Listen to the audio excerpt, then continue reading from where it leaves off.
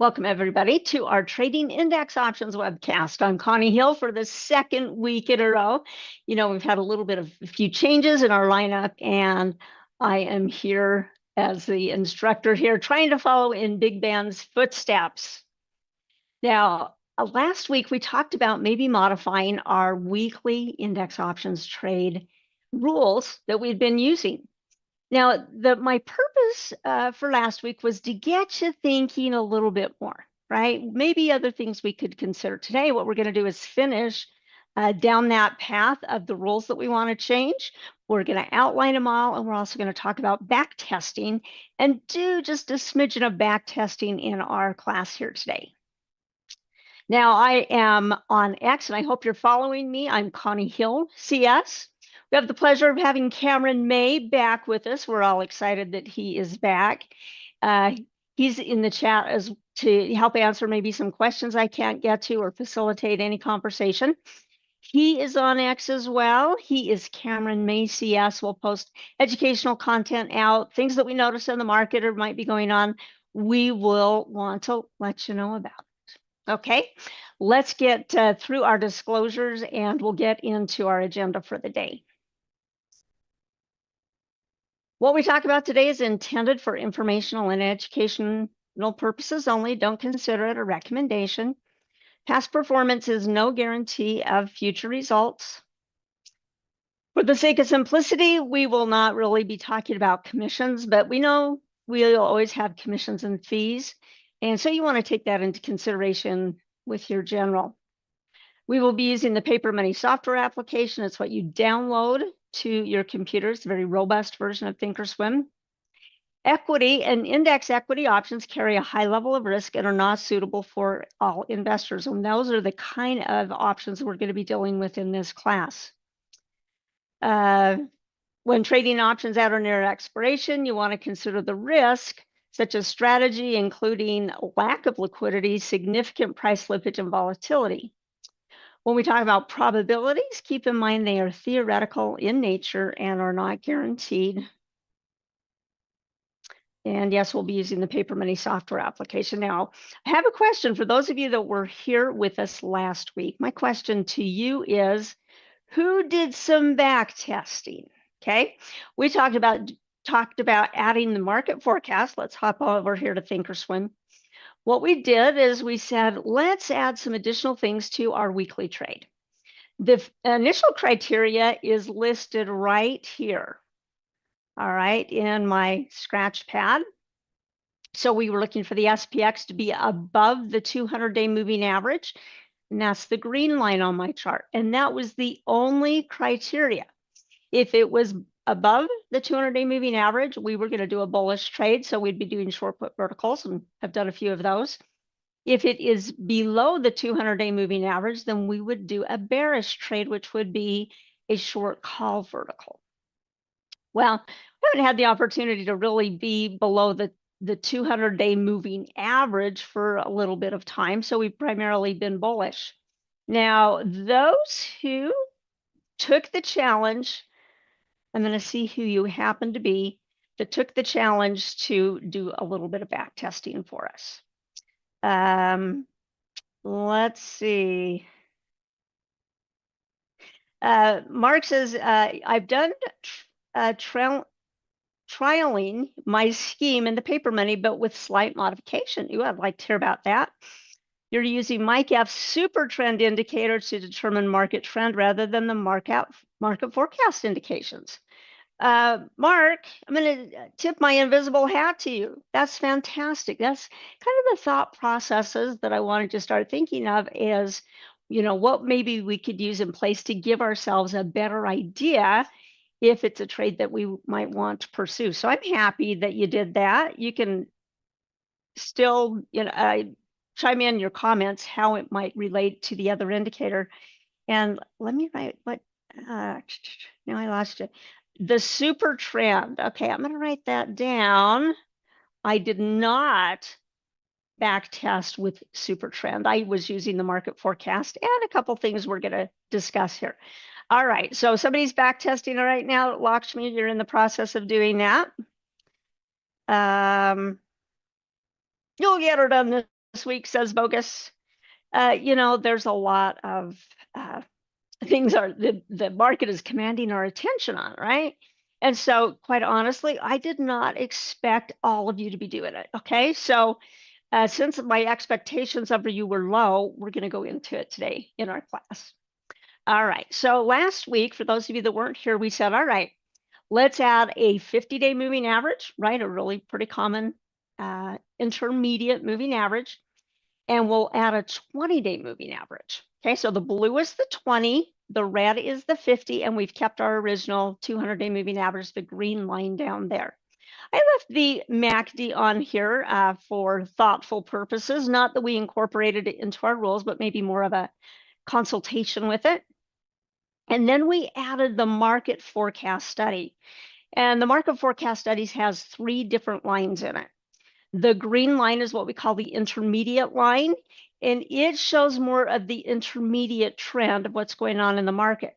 And if you look back, say, since the first part of April here, we can see that green line has been heading up, and it has stayed in the upper reversal zone until just recently, okay?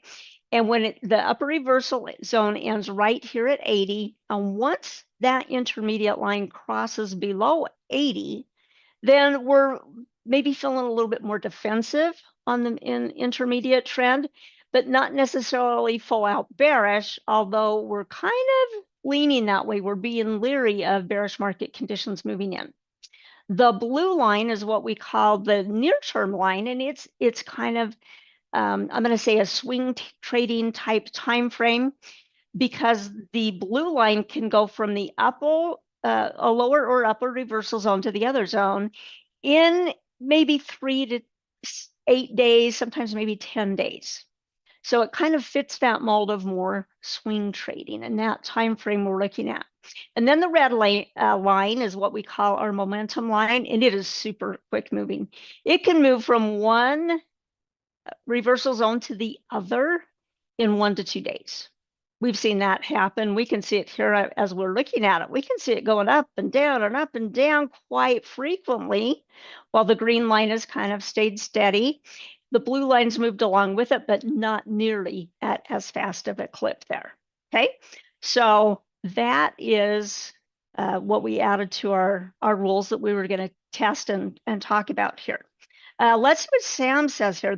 The few I've sampled have helped me get a lot better, clearer picture of the company. The whole thing is a drag, though, requires focus. You may have said something before that, Sam, that I didn't catch. However, when you are back testing, it does require some focus. If things are going on in the market and you're checking this and that and this position and trying, keep track of what the Fed said today, include that in there. Yeah, sometimes it helps if we're kind of at a little bit quieter time to be able to go back and do some back testing, as opposed to listening to, say, Cameron earlier in the day. Cameron taught on getting started with Think or Swim. So in that scenario, in fact, I think that was the class right previous to this one before he had to slide over into chat. But it would be hard to follow along with Cameron and do back testing at the same time. I certainly agree with you. All right. So next up, I'm going to bring a little spreadsheet up here for us. And it's really simple. You can see I just called it back testing. And I put in the dates of the last few Wednesdays when we've had this class. And we've been putting on a trade every single class period on Wednesdays, unless the price of SPX was below the 200-day moving average. And so I am going to start us kind of in the middle of this time period because we don't have enough time really to go back. And I'm going to start us on May 6th. Okay, so what I'm going to do for the moment is we're just going to hide these rows. And so we have the date, and then we have signal in that column. So I'm just going to hide these. Signal, we're going to put a yes or a no. Okay, what deserves a yes? What deserves a no? Let's start out here with May 6th. All right, so May 6 is right where my mouse is, right here on this green candle. So if the SPX is above the 50 and above the 200, both of them, then that condition is a yes.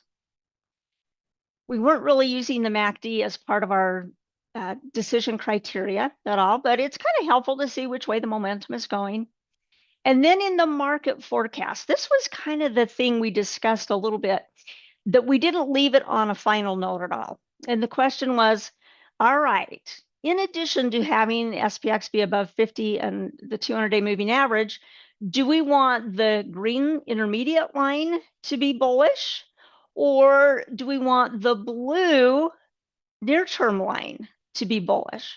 Because we talked about these trades really were in for about a week. And so maybe we need something that's a little bit more sensitive to changes, since we're only going to be in it a week, because we get in at 14 days out. And then the next class period, the rule has been we get out of it regardless, right? It doesn't matter how much we're up, how much we're down. We close down the trade, put on a brand new one. So I took the grid that we have been using here, and you'll see all I did was add that market forecast. I shared this with those of you who were here with us last week, and it's an enhanced market forecast. And I thought I kept it close here. I may have moved it down a little bit, but I want to share it for those of you that didn't see that.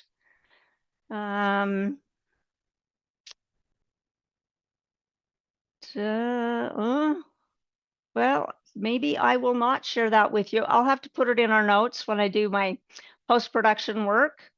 I'll put it in my notes, or actually, do you know what? This won't be the same formula, but this is what I'll do. We'll come out here to the market forecast. We'll come out here to, actually, I don't want the gear.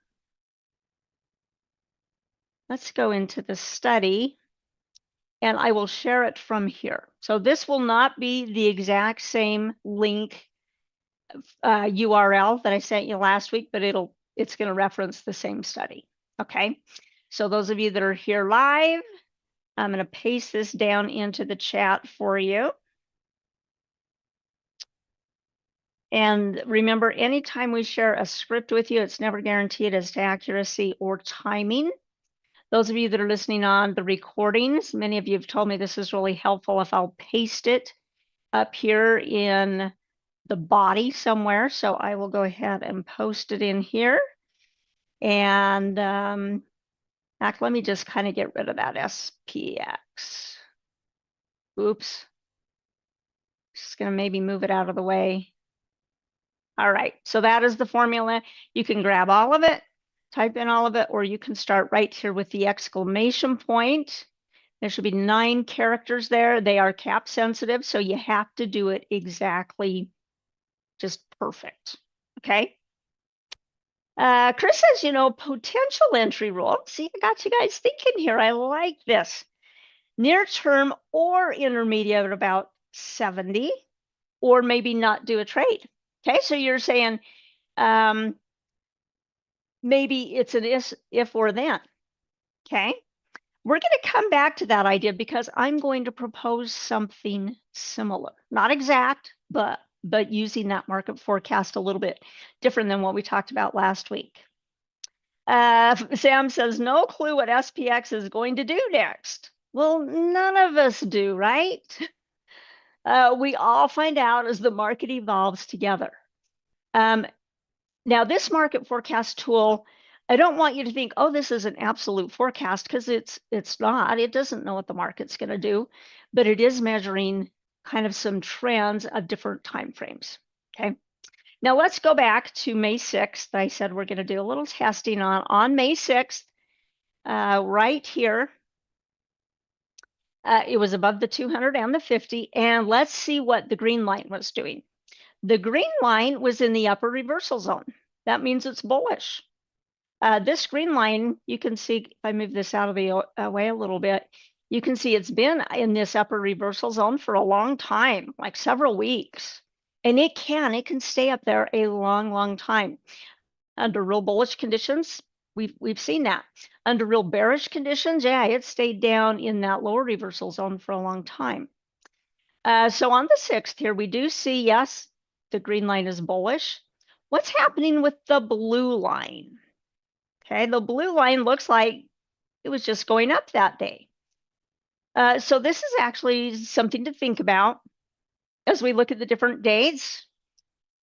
Would be, all right, let's say the blue line is either in the upper reversal zone or heading up, that could possibly be an additional criteria to add. And we were kind of going back and forth a little bit with the green. Should we look at the blue or green? Should we look at the blue? Sam says, hey, maybe we should consider both of them and see. Let's see. I'm going to go back to what you said here exactly. You said, oh, it was before the walkie-talkie, whatever you said about the walkie-talkies. I think you said, as long as it's above the green. You may have said something a little bit different than that, but I've lost it in the comments, and feel free to send it back to me, okay? So if that were our rule on May 6th, the initial rule being up on above the 200-day moving average, boom, yes, it met that condition. But let's test for a little bit. What would happen if we said just the blue line, in addition to being above the 50 and 200, is in an upward direction or in the upper reversal zone? Okay, so on May 6th, would it meet that signal? And I'm going to just put in there a Y for yeah, it did meet that signal. Let's go out to May 13th, a week later. And the 13th is on the candle I'm pointing to right here. It's above both the moving averages. That's easy to see. How about down in the market forecast? Now, let me make sure I'm on the right day. It looks to me like that day, it was barely sloping up. So barely sloping up would mean, yes, it meets that condition. So for May 13th, we're going to put a yes. We would have done that trade. We will end up doing that trade in this session. So those of you that maybe are not as familiar with those rules, that the second piece of this gets us into criteria of how we want to structure the trade. Okay, let's go to May 20th. May 20th was right here on the green candle, 3 green candles every Wednesday. That's nice. It's above both the 50 and the 200-day moving average. And as we look down here in the market forecast area, yeah, first that blue line is going up. So would it have met that condition? Yes. May 27. May 27 is this red candle. Okay, it's above the moving average as we see. What's happening with the blue line? Well, the blue line is in the upper reversal zone here. It is pointed slightly down, but it is in that upper zone, and so we consider it bullish. So the condition is met on the 27th of May. All right, let's go to June 3rd. June 3rd is this right here. I actually have the green oval on it. And what was the blue line doing there? Well, the blue line that day was dropping. Okay, the green line was still in the upper reversal zone, so therefore bullish. The blue line was headed straight down. So on June 3rd, it would not have met the conditions. So I'm going to put a no here. Did we do a trade on June 3rd? Yes. Do we know what happened to that trade? I can't remember if we went back and showed you that or not. But basically, we took a big loss on it, okay? Because you can see the previous or the next days that came after the June 3rd, boom, boom, red, red, red, red, red. Yeah, we got out before it gave us a max loss, but it was ugly, okay? And the 10th, which was last week, would be this red candle right here. So again, it's above the 50 and the 200. The blue line, if we look here at the blue line, make sure I'm on the right day. It looks to me like the blue line might be slanted down a little bit. It's kind of a flat to slightly down. And in that, and because of that, we would say, oh, okay. No, it doesn't meet that condition. I'm going to come back to that day. And then, of course, today's the 17th. And what is the blue line doing? The blue line is headed down. Okay. So we would say, typically, if we're following these rules that we're testing here, we would say, no, it does not meet the criteria. If we were to go back to what I think it was Sam proposed, I think it was Sam, was it Sam or Chris? That wanted to incorporate the green line. So where is that comment? Oh, it was Chris. It was Chris who said it. I was attributing it to Sam or Chris. It was really Chris. Say the near-term rising or the intermediate line above 70. Okay, so it's an and condition. It's got to be above the moving averages and, okay, let's see on the 10th, which was this day here, if that had been our rule, that in this case, the blue line was going up, but the green line looks like it was at 59.61. So it would not have been above 70. And so on Chris's potential alternate rules, then in this case, we wouldn't have taken the trade either. Now, if you will recall, during this, on the 10th, one thing I talked about was that, or maybe was it the 3rd? It was the 3rd. I said, I'm going to ladder in to some trades. We've got single day expirations out there on the SPX. That's one of the things that's very enticing to people to be trading the SPX is there are so many option expiration periods of time to trade. And we've looked at it in the past. I'm just going to move this out of our way for a minute. We've talked about it in the past that this thing is just incredible in terms of the volume and the open interest. Take this one that expires tomorrow. We see the volume on the calls, and these are way out of the money, and we're seeing, or way in the money, I should say. Look at all this volume that's taking place today that's adding to the open interest of where we started this morning. So like this contract here at 1290, today it's added 806 to it. Another trade just went through when we were looking at it. And on the put side, we're seeing the same thing, just lots and lots of activity. And so it's very popular for this. Look at this one, this strike price here, 7,400 even. Looks like over 11,000 new contracts today. Okay, and it's a little bit out of the money, 34 delta. Okay. So that leads to the popularity and why we might consider that. Now, this is what I'm going to do. Because I did not do one every single day like I said I was going to. The first day, I totally forgot I said that. The second day was this Friday where it was down so big and I didn't feel comfortable putting it on. And it wasn't because it was below the 200-day moving average, is that I was seeing a big bearish candlestick. I was seeing it cross below 20. I was seeing the MACD, the momentum line shifting down. I had not yet pulled up the market forecast though, okay, at the time when I made that decision. And so we didn't really get much laddering in. But on Monday, this was Monday, this was Tuesday, right? The June 8th here. I did put one on, and I put one on the 8th and one on the 9th. And if I were following the rules perfectly, from the one that I put on Monday, June 8th, I should have closed it out Monday of this week.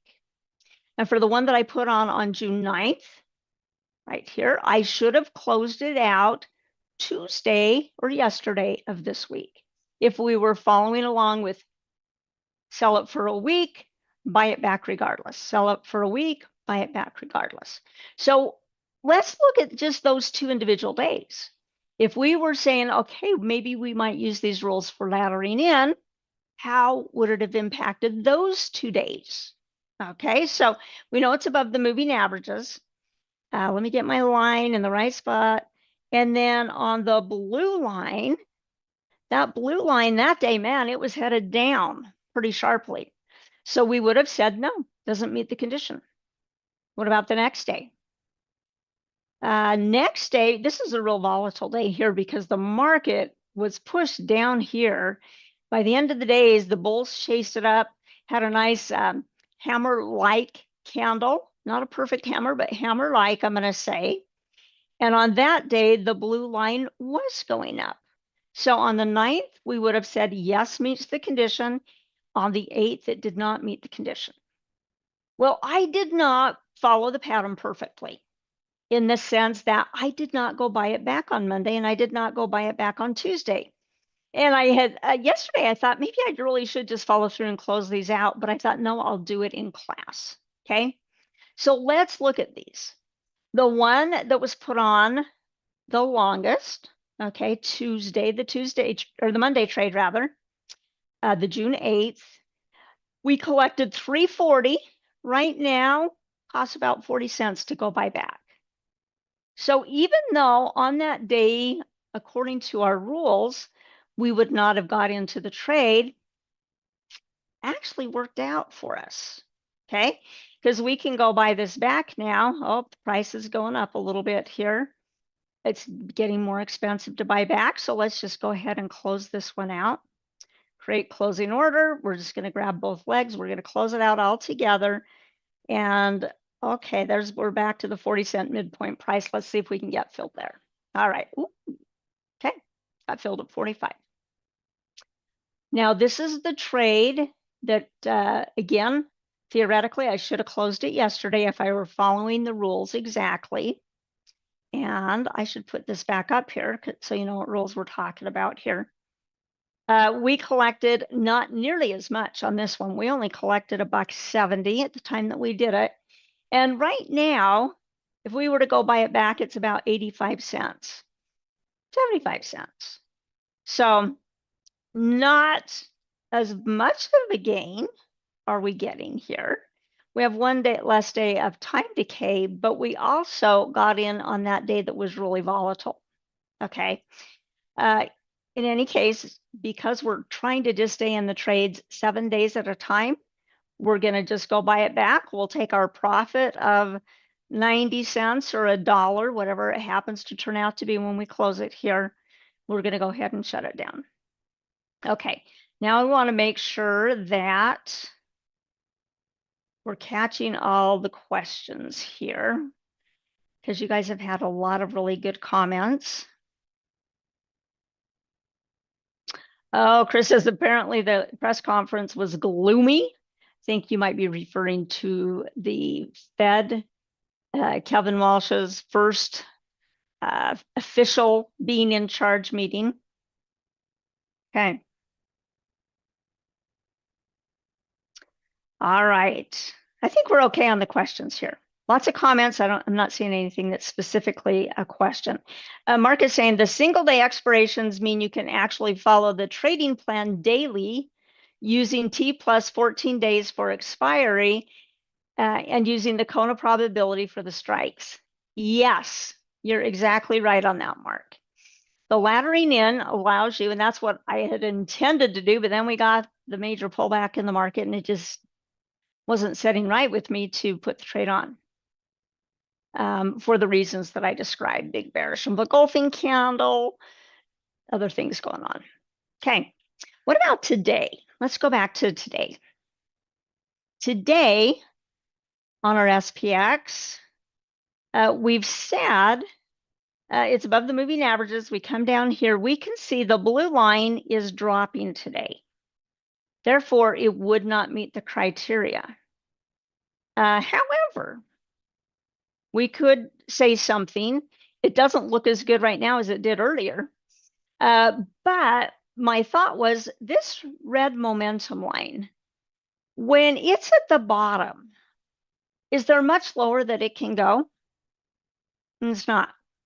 Earlier today, like an hour or so ago, the red line actually, it was more on a little bit of an increase. Right now it's not, but it's down at 0.65, now 0.88, 0.93. Okay, it's rising ever so slightly in the moment we're looking at it. But if it's clear down there, it can't drop any further. And so when it comes down, what does it do? Typically, when it comes down the bottom reversal zone, pop up.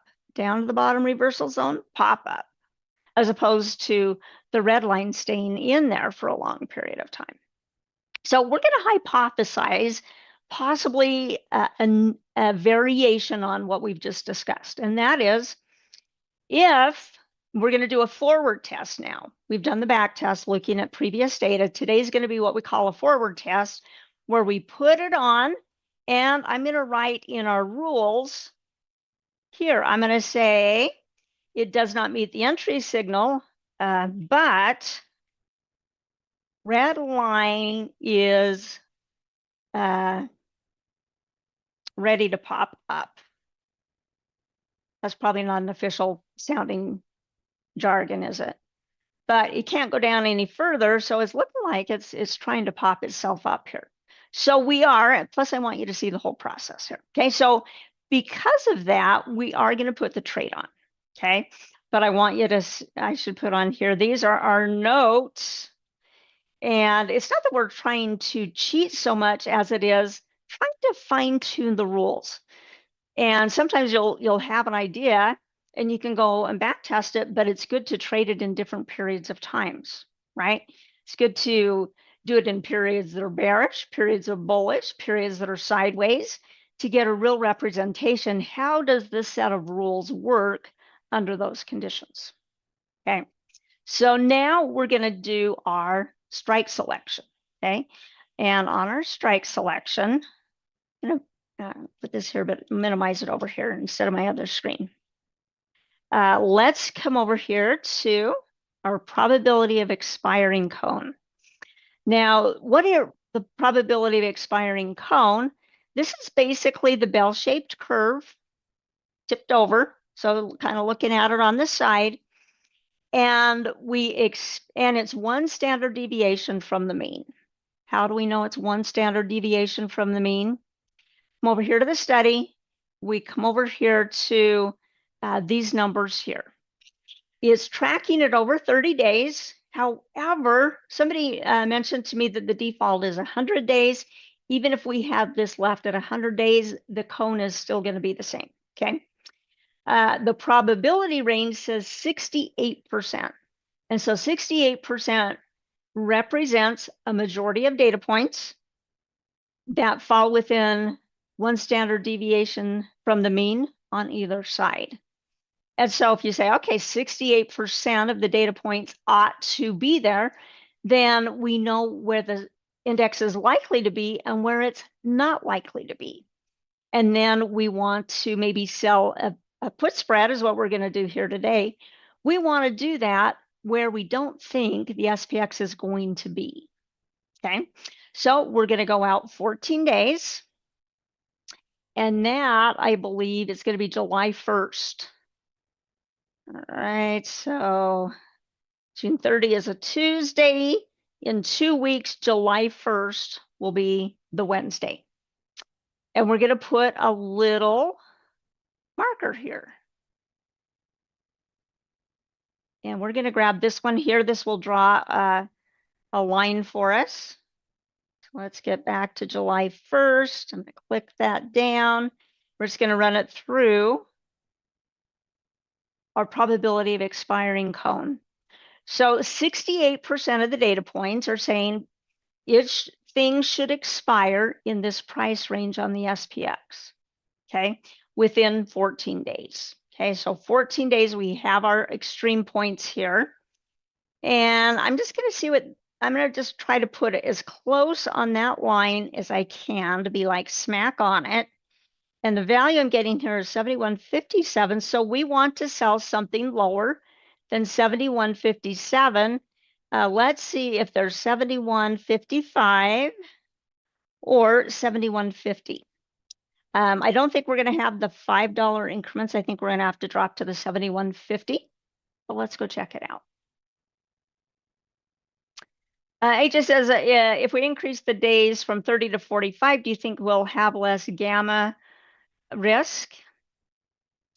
Since this is all theoretical in nature, it's the actual price action, what really is happening to the delta that drives that gamma risk, right? We have a sharp move without much time before the option expires. Yeah, that's where that gamma risk comes in. But what we're looking at here is just what's the likelihood that the price of the SPX will be beyond our 68%, falling out into the 2 standard deviation area. Okay, so we're trying to say, all right, on that day, we want it to be looking to be below, I said 71.55-ish, but I don't think we've got that, right? So we're probably going to have to go to 71.50. Right, let's go 14 days out. We're going to go to July 1st. We need a lot more strike prices here. Let's go with the 160. Brother.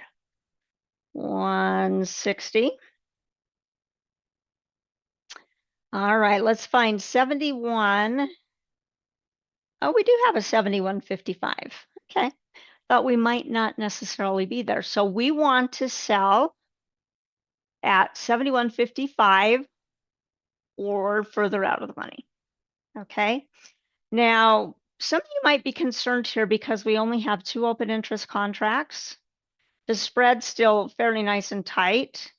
But if you're like, I don't feel so comfortable being one of the big fish in the sea, then maybe we just slide over here to the 71.50, which is pretty dang close there as well, where we do see a lot more open interest. Typically, we're going to make this a $20 wide spread. So we're going to go 71.50, 71.30. Okay, so let's do that. So we're going to just say sell. We'll do this. We'll go deep and wide. We'll go 1 month and move it out 2 strikes on a vertical. Oh, I should have done 4 strikes. Okay, we have to change it here anyway to 71.50. Okay, oh, Connie. 71.30. There we go. It was 71.40 by natural, the way that I had done that. Okay, so here's our short leg, 71.50. And then did I go the wrong direction? No, I didn't. 71.40 is going to be our, 71.30 is going to be our hedge leg, 20 points wide. All right. Interesting. $2.10. That is, I'm going to say, kind of a ballpark of what we might expect the premium to be 14 days out. You'll notice in the ones that we closed out, one of them was a little bit on the lower side. It was like, what, 170. And we've had other ones in the past that have been kind of in a $3 range. Now we are kind of at the end of the day, getting close to the market closing. Now let's go ahead. We're going to put it in. Ooh, look at this. Premium's climbing here a little bit. Ooh, 240. I'm going to put it in at 240. See if we can't work that. We're going to hit confirm and send. And what are our rules going to be? Are we going to put a stop on this? No, we're not going to put a stop on it. Are we going to interfere with it? No, we're going to be hands off. Okay, good. We got, 260. We got filled at 260. We'll take that, won't we? Sometimes paper's money is a little bit nicer to you, but these index premiums change so very quickly that that's not really that unusual because it can like move 40 cents in just one little blink. Okay, we're not going to put a stop loss on. Our plan is next Wednesday when we come to class, we are going to close it out. Okay, however, tomorrow, if tomorrow we come in and we get a yes as our signal, if we still have the price above the 250, that part's a yes. And if the blue line starts going up, it's a yes. Meaning it's not a testing yes. Right now we're testing. Okay, if the red line is pointing up, even though the blue line is down, because we think it's got to just kind of pop after that because it can't drop any lower or much lower. Can't say any, can't drop much lower. I mean, it can drop a little teeny bit. Right now it's down at 0.12, right? So yeah, it can drop a little bit.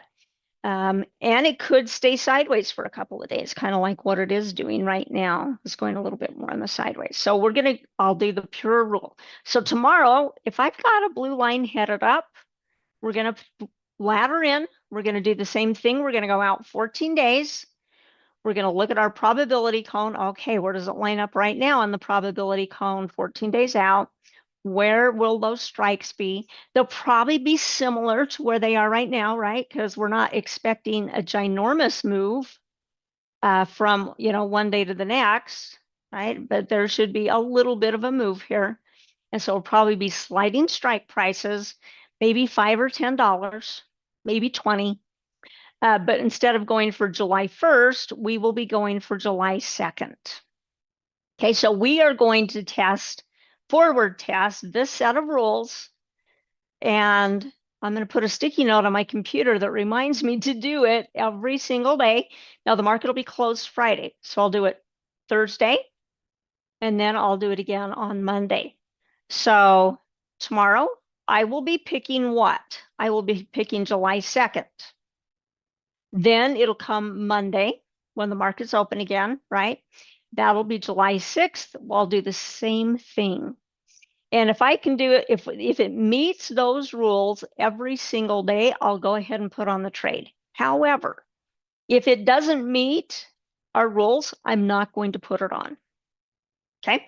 And we're going to follow up on this and see, okay, how much time is actually decaying? Now, the one thing I thought was interesting, and we'll probably have to kind of close up on this note. One thing I thought was interesting is on this day, when the blue line was headed down, and that's all that we were considering. In this case, on that day, the red line was actually headed up. So that quick turnaround. And then on the next day, it did deserve a yes signal. Again, we're going to forward test this idea. And interestingly enough, even though maybe it wouldn't have qualified to get into on this day, we still had a nice profitable trade. This day as well, we still were able to bring in a profitable trade. Okay, those are the two that we just barely took out. Let's see, Sam says 1700 margin, is that what it's withholding here?